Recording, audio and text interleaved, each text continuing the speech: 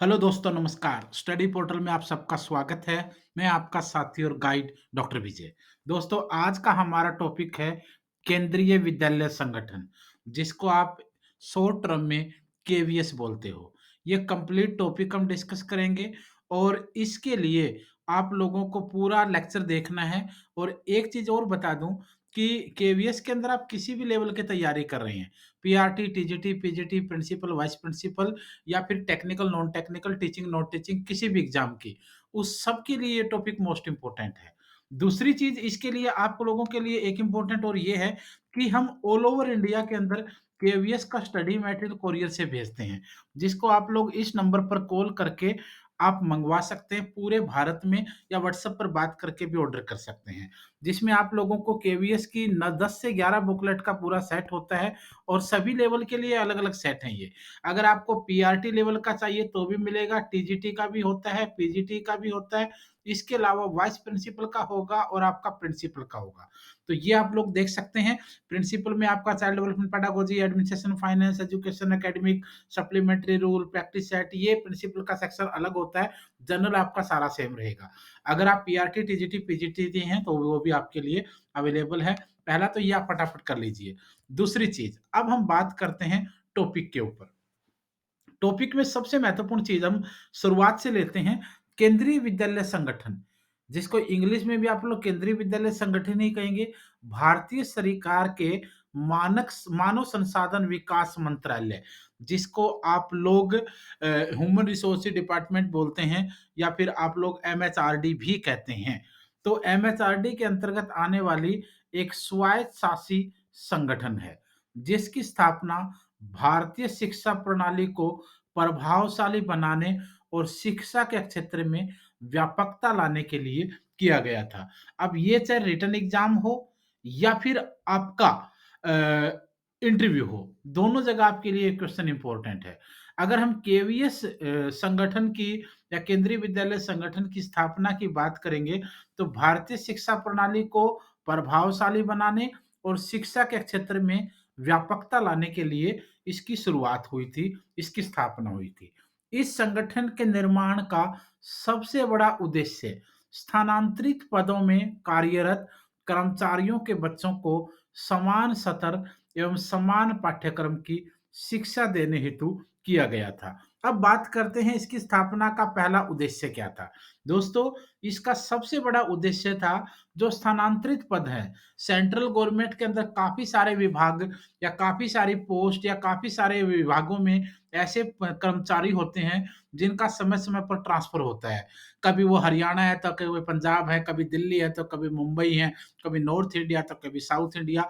और ऐसा जब एम्प्लॉइज़ का स्थानांतरण होता है, ट्रांसफ़र होता है, तो उसके साथ परिवार भी शिफ्ट हो जाता है। और जब एक जगह से दूसरी जगह बच्चा जाता है, परिवार जाता है एम्प्लॉयी का, तो उसके बच्चों की शिक्षा प्रभावित होती है।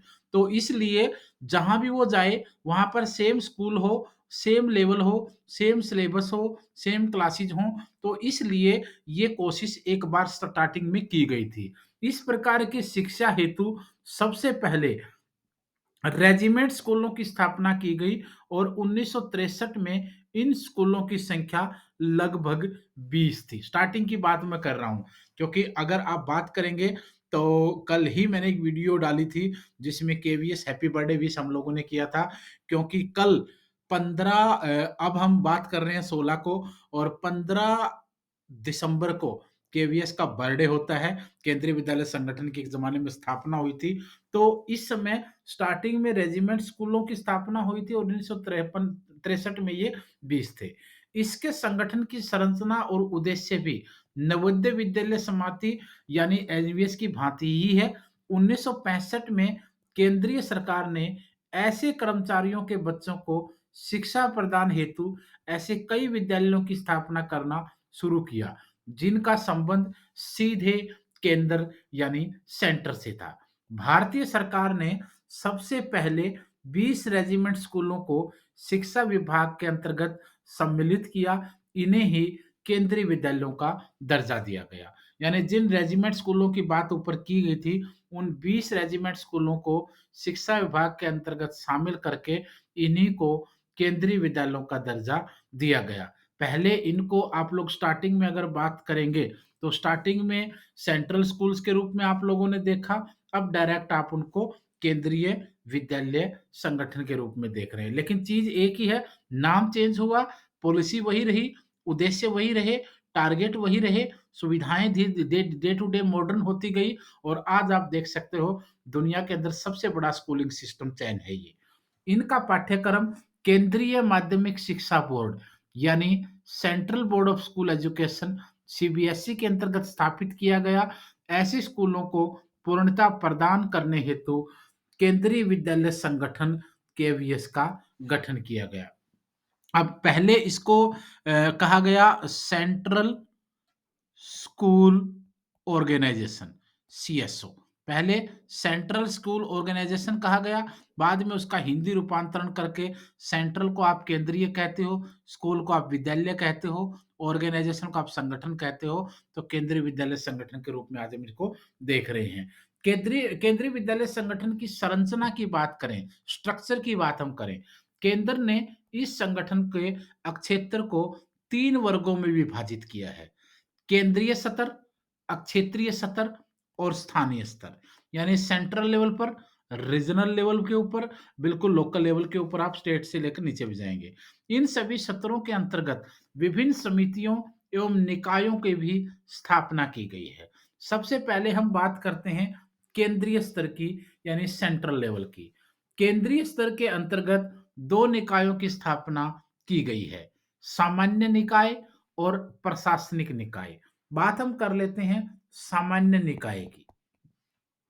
सामान्य निकाय के अंतर्गत उच्च अधिकारी आते हैं, हाईएस्ट लेवल के ऊपर ऑफिसर आते हैं।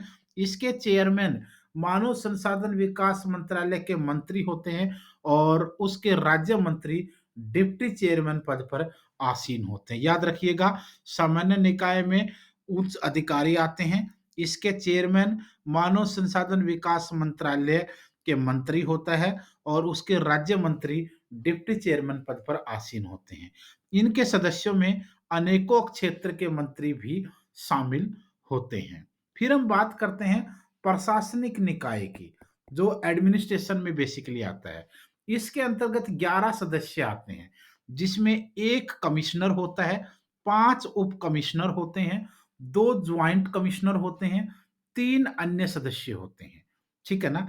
तो आप लोग देख सकते हो 1 और 5 6, 2 8 और 3 11, टोटल कितने होते हैं? 11 सदस्य होते हैं। दोबारा देख लीजिए, 1 commissioner, 5 deputy commissioner, 2 joint commissioner और 3 अदर सदस्य। इसके अंतर्गत 3 समितियां काम करती हैं। एक वित्त समिति जिसको फाइनेंस कमेटी बोलते हो, एक निर्माण समिति आ जाएगी आपकी और तीसरी आ जाएगी सलाहकार समिति जिसको आप लोग एडवाइजरी कमेटी कहेंगे। ये तो था आपका केंद्रीय सत्र। अब हम बात कर लेते हैं क्षेत्रीय सत्र की।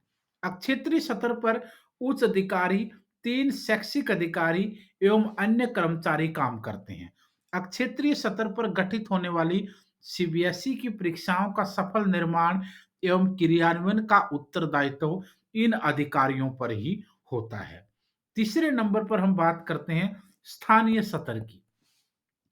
स्थानीय सत्र के शिक्षा की व्यवस्था हेतु केंद्रीय विद्यालय संगठन द्वारा विद्यालय प्रबंधन समिति का निर्माण किया जाता है, जिसमें मुख्य तौर पर जिलाधिकारी भूमिका निभाया करते हैं।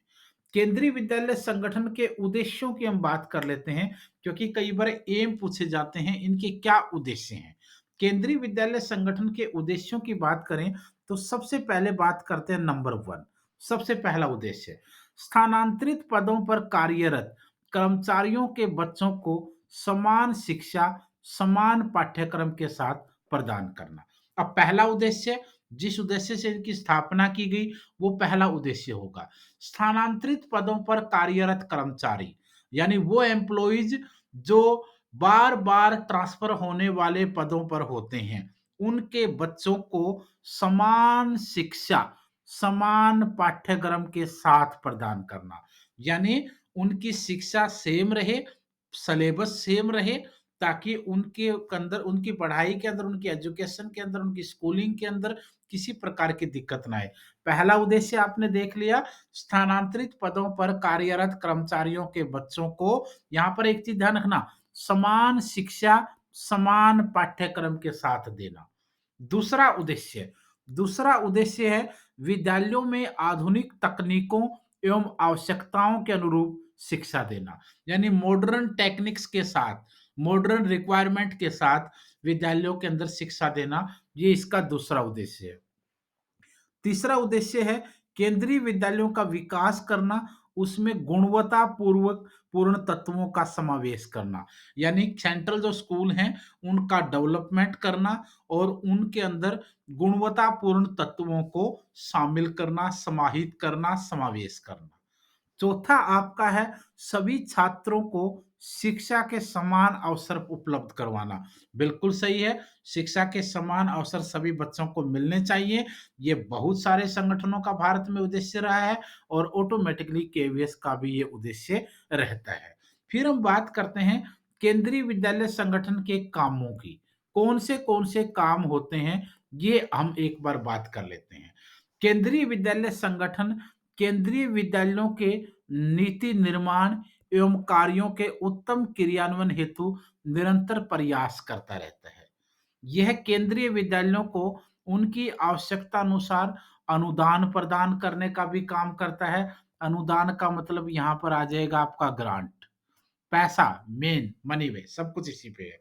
नवीन केंद्रीय विद्यालयों की स्थापना हेतु अपनी मंजूरी देना एवं मानदंडों का निर्माण करना, निरीक्षण करना, ये सब केंद्रीय विद्यालय संगठन करता है। यानी कहने का मतलब ये है कि चाहे वो ग्रांट प्रदान करना हो, पैसा प्रदान करना हो या फिर नए केंद्रीय विद्यालयों की स्थापना के लिए बात हो, उनकी मंजूरी हो, उनके लिए क्या स्टैंडर्ड होंगे, क्या मानदंड होंगे वो हो, समय-समय पर उनका निरीक्षण, ऑब्जर्वेशन सब कुछ करना, ये इसका काम है। इसके अलावा यह सह पाठ्यक्रम सामग्री की योजना बनाने एवं केंद्रीय विद्यालयों के अध्यापकों एवं प्रधानाचार्यों की नियुक्ति एवं उनके स्थानांतरण में भी अपनी भूमिका निभाता है।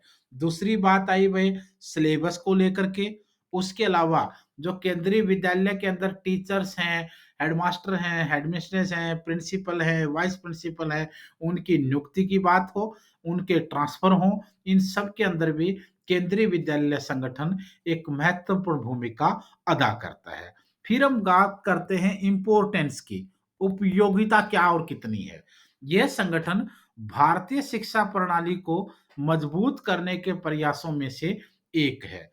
यह समस्त स्थानांतरित कर्मचारियों के बच्चों के भविष्य को सुरक्षित रखता है, साथ ही शिक्षा के अधिकार की पूर्ति भी करता है। यह एक राष्ट्र एक पाठ्यक्रम की नीति के अनुरूप काम करता है। यानी वन नेशन वन सिलेबस, एक राष्ट्र एक पाठ्यक्रम। ये कक्षा 6 से 9 तक के छात्रों हेतु संस्कृत की अनिवार्यता पर भी बल देता है, जिसमें छात्रों का सांस्कृतिक विकास किया जा सके और भारतीय संस्कृति को सुरक्षित रखा जा सके। अब हम बात कर लेते हैं कंक्लूजन की, निष्कर्ष, किस निष्कर्ष पर आप लोग पहुंचते हैं। ये भारतीय शिक्षा प्रणाली को मजबूती एवं दिशा प्रदान करने वाली एक स्वायत्त शासित संस्था है, जो सभी को शिक्षा के समान अवसर प्रदान करने के लिए निरंतर काम करती है। ये कक्षा 8 तक सभी छात्रों को निःशुल्क शिक्षा प्रदान करती है और साथ ही मेधावी और गरीब वर्ग के बच्चों के लिए छात्रवृत्ति यानी स्कॉलरशिप की व्यवस्था भी करती है। ये तो था भाई इसके बारे में। अच्छा, इसके अलावा फिर मैं वही कहूँगा, अगर आप लोग केवीएस, एनवीएस, के डीएसएसबी, ईएमआरएस, किसी भी टीचिंग एग्जाम की तैयारी कर रहे हैं, तो सबसे एग्जाम को पास करने के लिए सबसे महत्वपूर्ण चीज़ है कि आप क्या पढ़ रहे हैं, कहाँ से पढ़ रहे हैं, कितना पढ़ रहे हैं, कैसा पढ़ रहे हैं। हम लोगों ने कोशिश की है कि आप लोगों के लिए स्पेसिफाई नोट्स बनाए हैं, ताकि आपको किसी प्रकार की दिक्कत ना हो। आप देखेंगे केवीएस में अगर हम बात करें, तो एक आपका होता है जनरल पार्ट, एक आपका होता है जनरल पार्ट जिसमें Hindi, English, reasoning, GK, computer और ये सेक्शन आपका होता है और सीडीपी वाला सेक्शन होता है।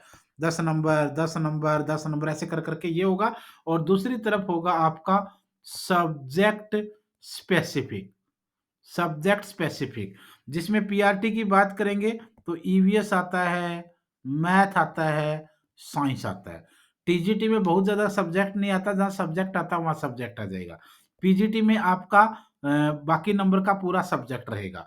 प्रिंसिपल वाइस प्रिंसिपल के अंदर एडमिनिस्ट्रेशन फाइनेंस है, एजुकेशन एकेडमिक है, सप्लीमेंट्री रूल्स हैं, ये सब आएगा जो आपको साथ में दिया जाएगा। यानी जनरल पेपर प्लस सब्जेक्ट पूरे का पूरा 10 से 11 बुकलेट का पूरा हम सेट देते हैं, जो आप ध्यान से देखेंगे तो कंप्लीट सिलेबस को आपके लिए कवर करता है। तो फटाफट स्टडी मटेरियल ऑर्डर कर लीजिए, दोस्तों के साथ वीडियो को शेयर कीजिए, और जो हमारा व्हाट्सएप नंबर है 8447410108, इसके ऊपर आप अपना नाम, अपने सिटी का नाम, आपका सब्जेक्ट कौन सा है, और आप अगर केवीएस की तैयारी कर रहे हैं किसी और एग्जाम की, एनवीएस डीएसएसबी, वो लिखकर इस नंबर पर व्हाट्सएप कर दीजिए। जो भी डिटेल होगी समय समय पर अपडेट आपको आती रहेगी। हमारे साथ व्हाट्सएप पे जुड़े रहेंगे, यूट्यूब पर जुड़े रहेंगे, तो आपको हर प्रकार की जानकारी मिलती रहेगी, स्टडी मटेरियल आपको मिलता रहेगा, और जहां भी आपको हमारी जरूरत पड़ेगी हम आप लोगों के साथ खड़े नजर आएंगे।